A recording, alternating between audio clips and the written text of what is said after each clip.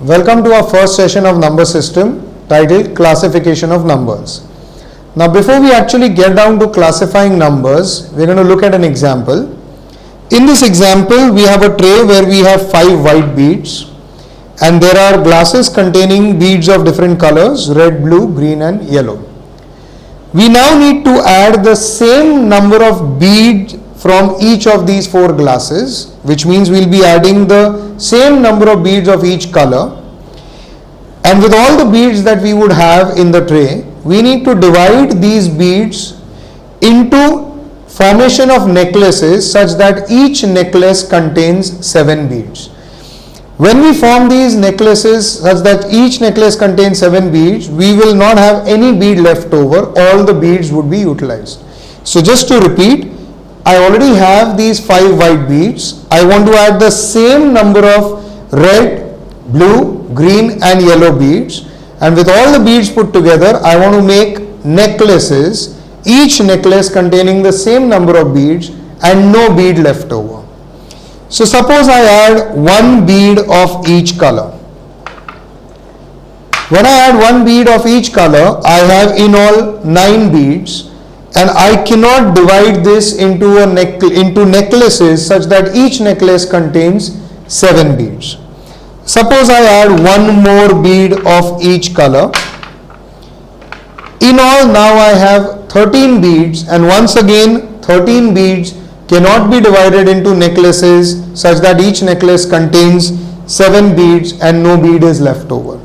Suppose I add the 3rd bead of each color. So in all I have added 12 beads to the original 5 beads. I now have 17 beads in all, and I still cannot make necklaces each containing 7 beads.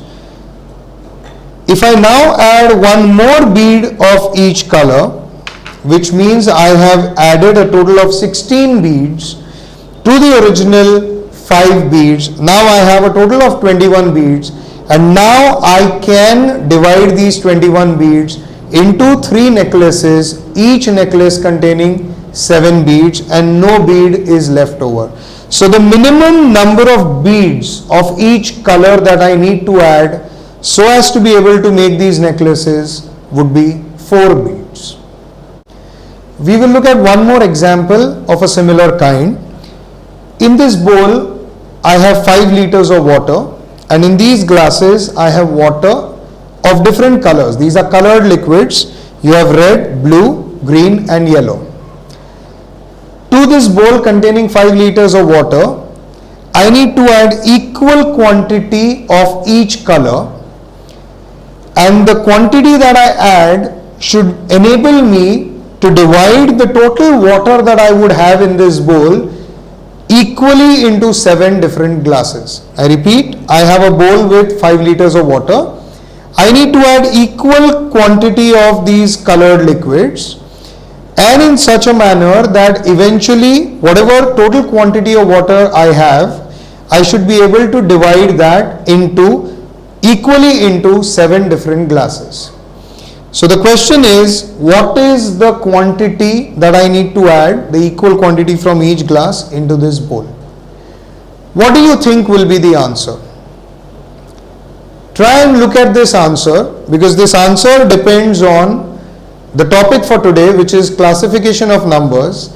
So we will look at the classification of numbers and then we will discuss the answer to this question. We will now move on to classification of numbers. Now when we start solving problems, we will realize that in a lot of problems, the solution would depend on what type of a number the variable can take. And hence we first need to start off by classifying numbers. So if we start classifying numbers, and if we say numbers at the first level can be classified in terms of either real numbers or complex numbers, which are also called as imaginary numbers. So what are real numbers? Real numbers are numbers which can be measured or which can be represented on a number line. So these are all the numbers which can be measured or which you can put down on a number line. The set of real numbers can be denoted or is denoted by the alphabet R. So if in a problem we ever mention x belongs to R, it simply means that x is a real number. That's the first level of classification, which is real, or it can be complex. So if a real number is a number which can be measured, complex number is a number which cannot be measured or which cannot be represented on a number line. The general form of a complex number is a plus ib. A is called as the real part and b is called as the imaginary part. Now in a plus ib, this term I is actually equal to root of -1, and there are problems which involve moving beyond I and looking at higher powers of I. Hence it is important to know these values of I square, I cube and I raised to 4, and these would be -1, -I and 1. So if I is root of -1, I square is equal to -1, I cube is -I and I raised to 4 is 1. So these kinds of numbers which involve I, which is root of -1, would be called as complex or imaginary numbers. Now this set of real numbers can further be classified into two types, and these would be rational numbers or irrational numbers. The set of rational numbers is denoted by the alphabet Q, just as the set of real numbers is denoted by the alphabet R. If we were to define rational numbers, then rational numbers would be a number of the type P upon Q, where P and Q are integers and Q is not equal to 0. So any number which is expressed as P upon Q, where P and Q are integers and Q is not 0, would be a rational number. There's one more way of defining a rational number, and that depends on the decimal equivalent of P upon Q. So if this number, which is expressed in decimal form, is either terminating type or recurring type, then the number is known as a rational number. Now what do we mean by terminating and recurring? Terminating type is a number which has a finite end after the decimal point. So if we take an example, 1 upon 4, then 1 upon 4 in decimal form is 0.25, which means that after the decimal point there are two digits 2 and 5 and there is a finite end. Hence it is called as a terminating type number. On the other hand, if we take an example, let's say 1 upon 3, then it is 0.333 and it goes on indefinitely without any end to it, but there is a certain pattern in which the value after the decimal point repeats itself, then such a number is called as a recurring type. So if a number is either terminating or recurring type, then it is a rational number. If it is not terminating or recurring, which means if a number is neither terminating nor recurring, then it is of an irrational type.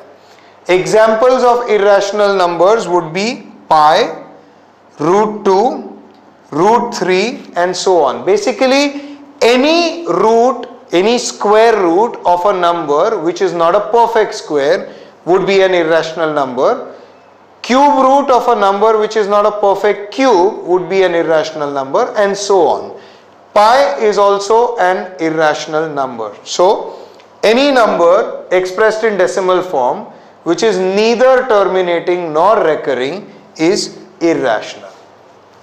If we move beyond rational and we further segregate rational into two types, these would be integers and fractions. Now integers are numbers which could be on either side, positive, negative, either side, but these are numbers without any decimal part. So there is a number which is an entire whole number without any decimal part. such a number would be called as an integer. The set of integers is denoted by the alphabet Z. So if we take examples of integers, they would be 1, 2, 3, 4 and so on, 0, minus 1, minus 2, minus 3 and so on. So these are numbers which do not have any decimal part, whereas fractions would be numbers which have a decimal part. So when we look at this rational number definition, which was P upon Q, when you simplify P upon Q, the decimal equivalent has a decimal point and something beyond the decimal point, so that would be a fraction. It is a number which has a decimal part to it.